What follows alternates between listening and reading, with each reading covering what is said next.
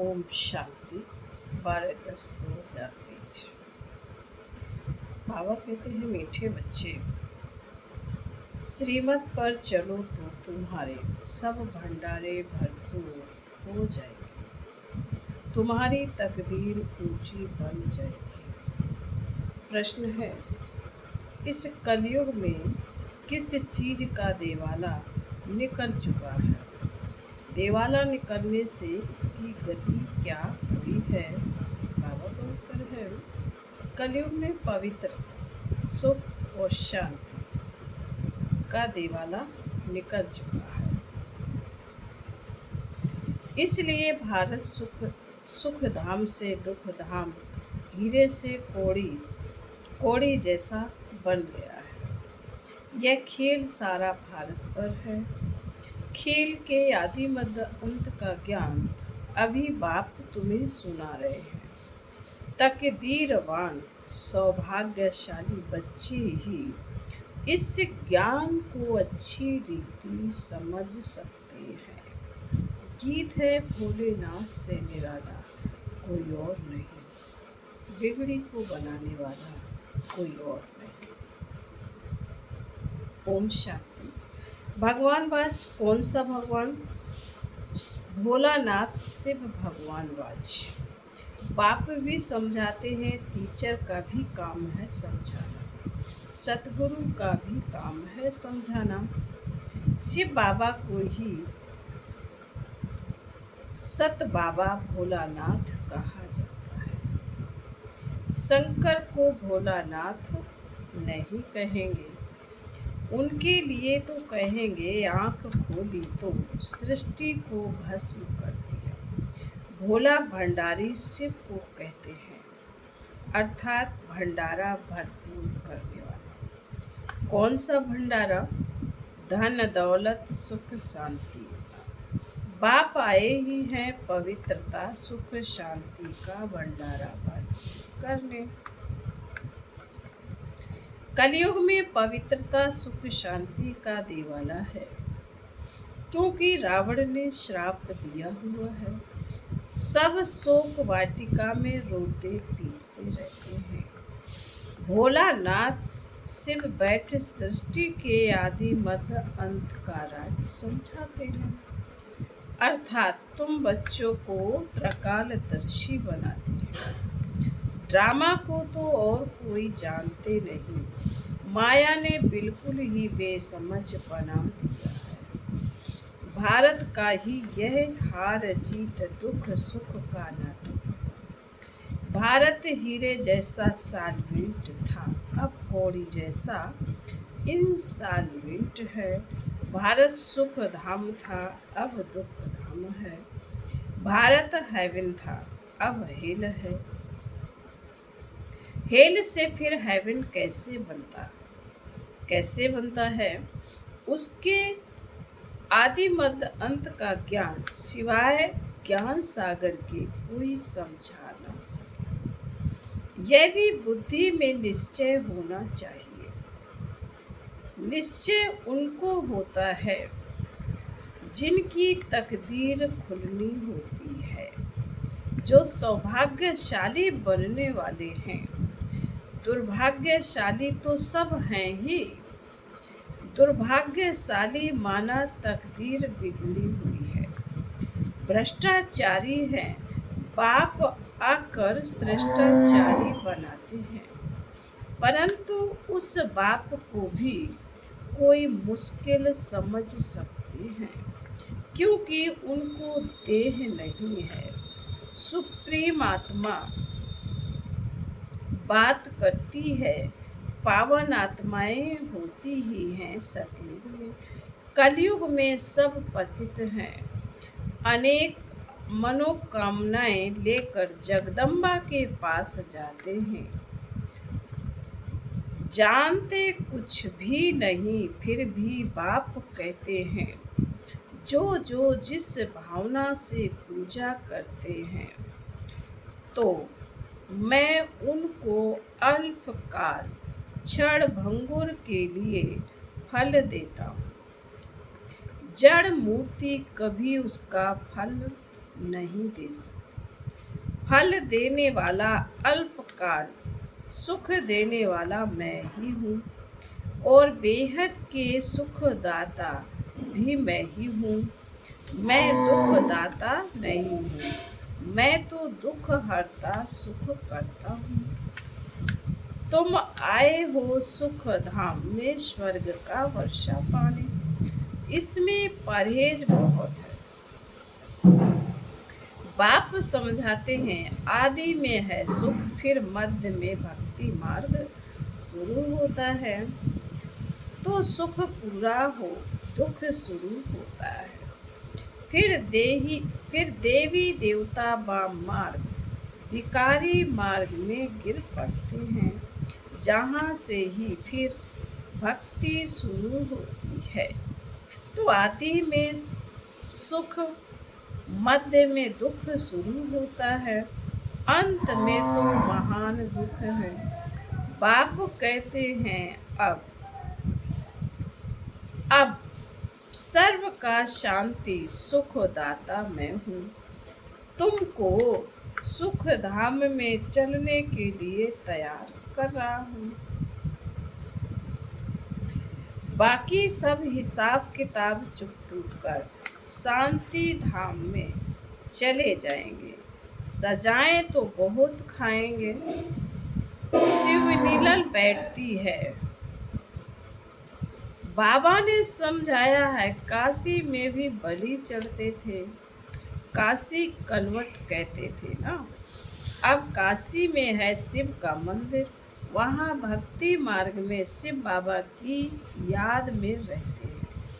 कहते हैं बस अब आपके पास आऊं, बहुत रो रो कर शिव पर बलि चढ़ते हैं, तो आधा कल्प क्षण भंगुर थोड़ा फल मिल जाता है।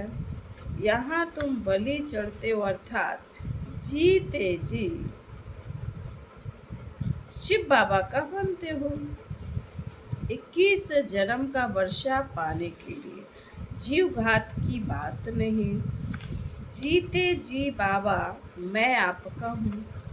वह तो शिव पर बलि चढ़ते हैं, मर जाते हैं, समझते हैं हम शिव बाबा का बन जाऊंगा, परंतु बनते नहीं। यहाँ तो जीते जी बाप का बने, गोद में आए, फिर बाप की मत पर चलना पड़े, तब ही श्रेष्ठ देवता बन सकते।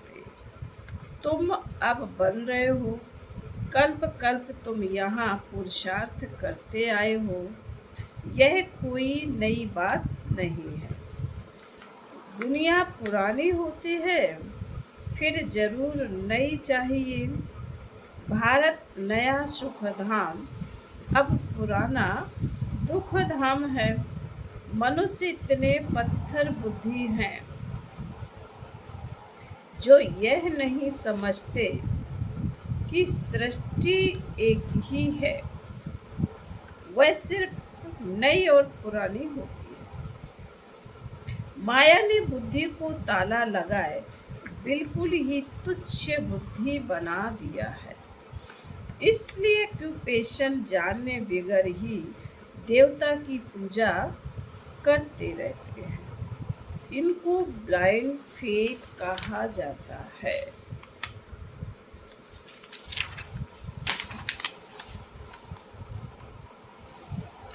देवियों की पूजा में करोड़ों रुपया खर्च करते हैं।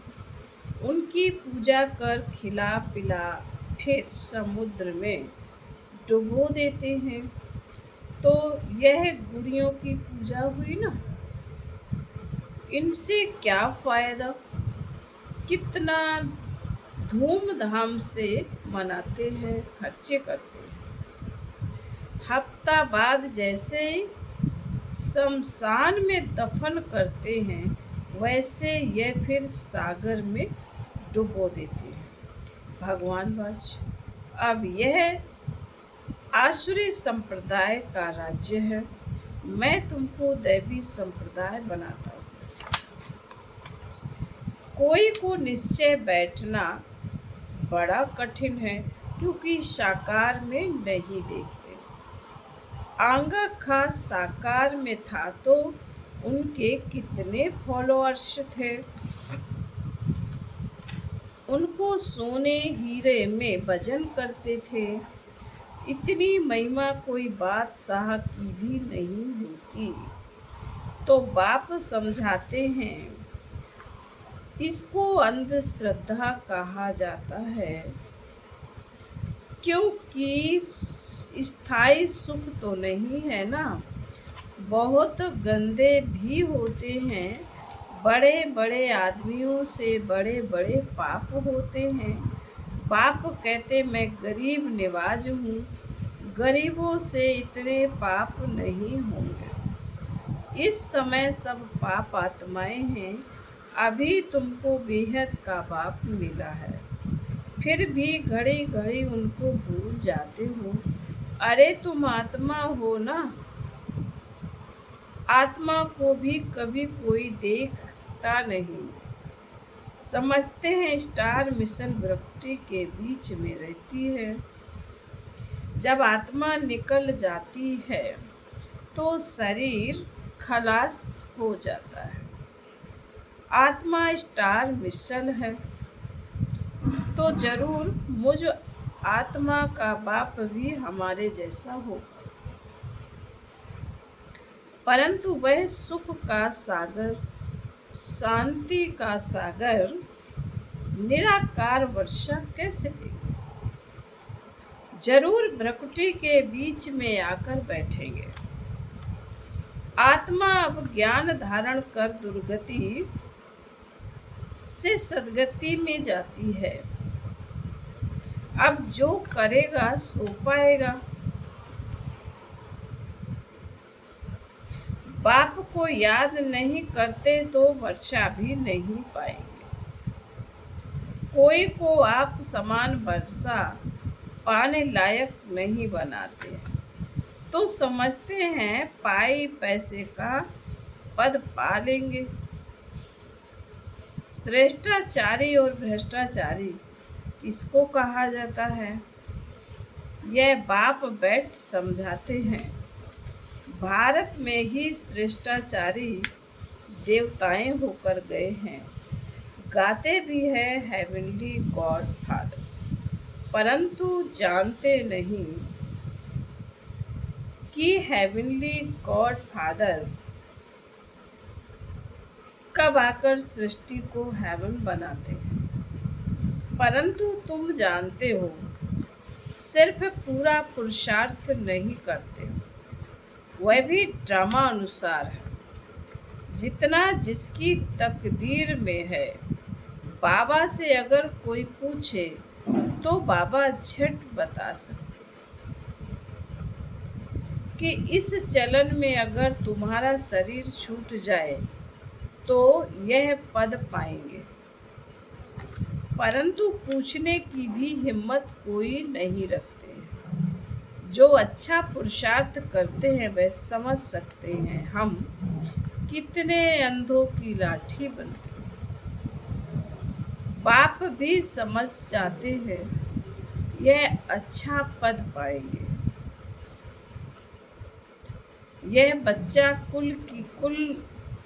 बच्चा कुछ भी सर्विस नहीं करता तो वहाँ भी दास दासी जाकर बनी। झाड़ू आदि लगाने वाले, श्री कृष्ण की पालना करने वाले, महारानी का श्रृंगार करने वाले दास दासियां भी होते हैं। वह है पावन राजाएं, यह है पतित राजा।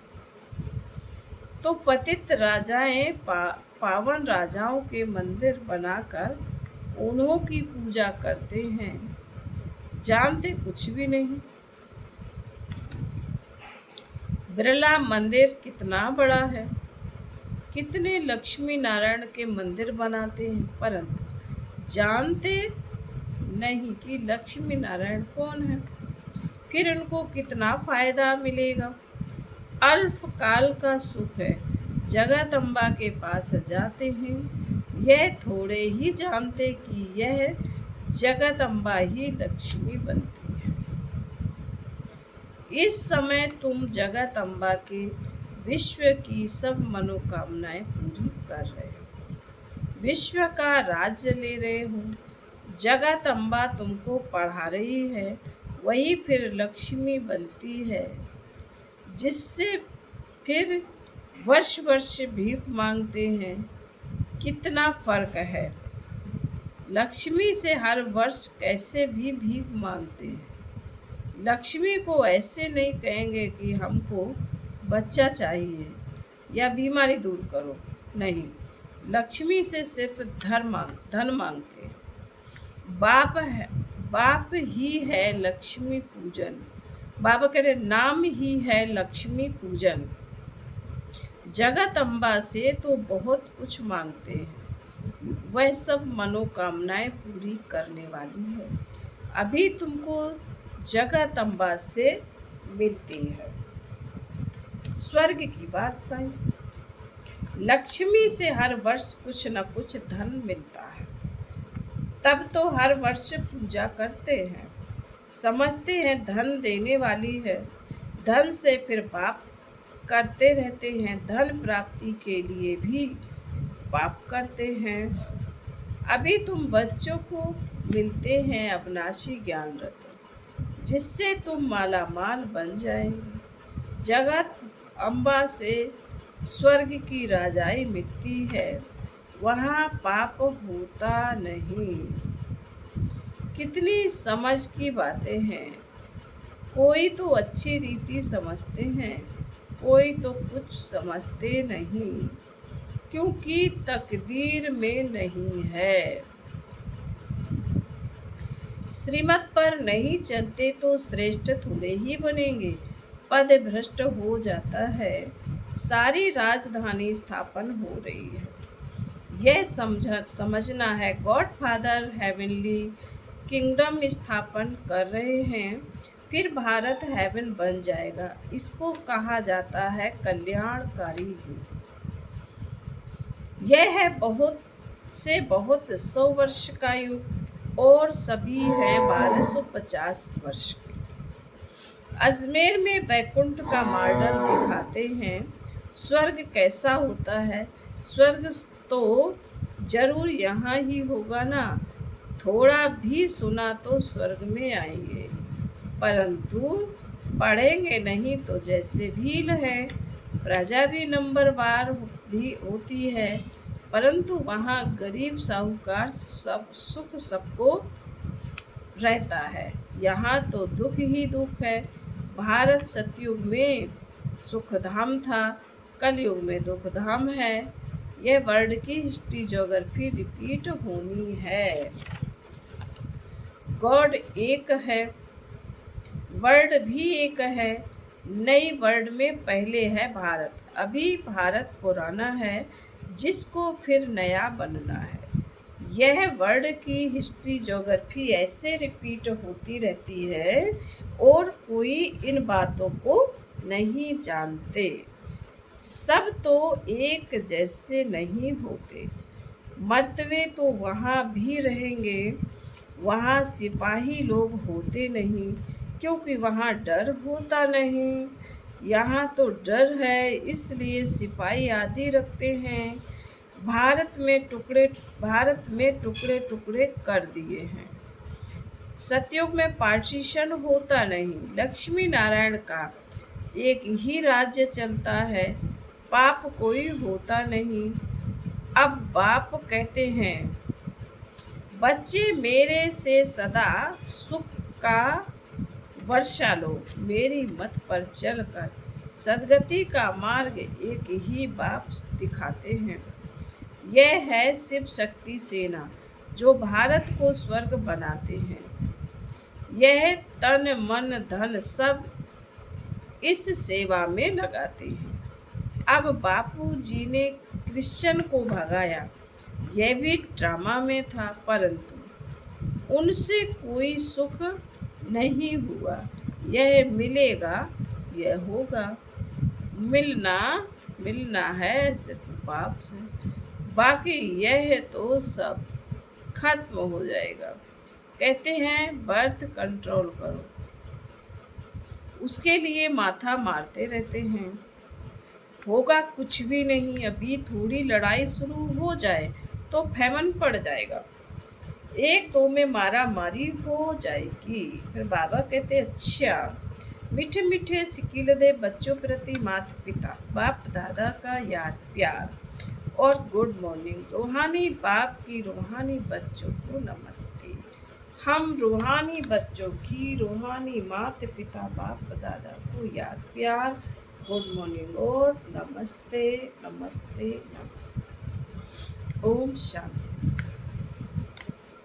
धारणा के लिए मुख्य सार पहला पॉइंट है, जीते जी बाप पर बलि चढ़ना है, अर्थात बाप का बनकर बाप की ही श्रीमत पर चलना है। आप समान बनने की सेवा करनी है।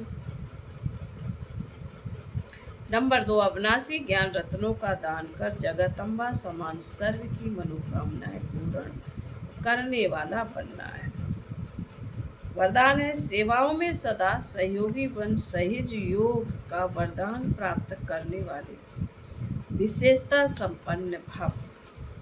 ब्राह्मण जीवन विशेषता संपन्न जीवन है। ब्राह्मण बनना अर्थात सहयोगी भव का वरदान प्राप्त करना, यही सबसे पहला जन्म का वरदान है। इस वरदान को बुद्धि में सदा याद रखना है। यह है वरदान को जीवन में लाना। वरदान को कायम रखने की सहज विधि है सर्व आत्माओं के प्रति वरदान को सेवा में लगाना। सेवा में सहयोगी बनना ही सहज योगी बनना है। तो इस वरदान को स्मृति में रख विशेषता संपन्न बनो। स्लोगन है, अपने मस्तक की मणि द्वारा स्वयं का रूप और श्रेष्ठ मंजिल का साक्षात्कार करना ही लाइट हाउस बनना है। ओम शांति।